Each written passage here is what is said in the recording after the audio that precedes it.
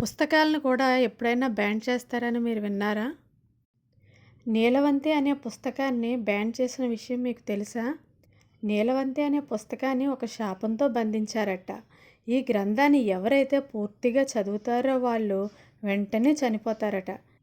ఈ పుస్తకంలో చెట్లతోనూ, పక్షులతోనూ, ఇన్సెక్ట్స్‌తోనూ, ఆఖరికి దెయ్యాలతో కూడా ఎలా మాట్లాడాలో రాసి ఉంటుందంట.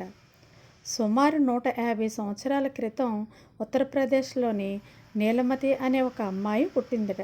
ఆ అమ్మాయి చిన్నప్పటి నుంచే పక్షులతోటి, చెట్లతోటి మాట్లాడడం చేసేదట.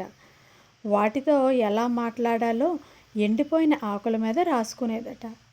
అది చూసిన నీలవతి భర్త ఈ రహస్యం ఏమిటో తెలుసుకుందామని ఆకులన్నింటినీ దొంగిలించాడట.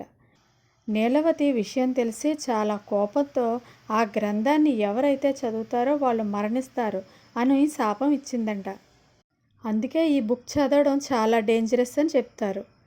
అందుకనే ఈ పుస్తకాన్ని ఇండియాలో బ్యాన్ చేశారట. ఇలాంటి కొత్త కొత్త విషయాల కోసం మన ఛానల్ని సబ్స్క్రైబ్ చేసుకోండి.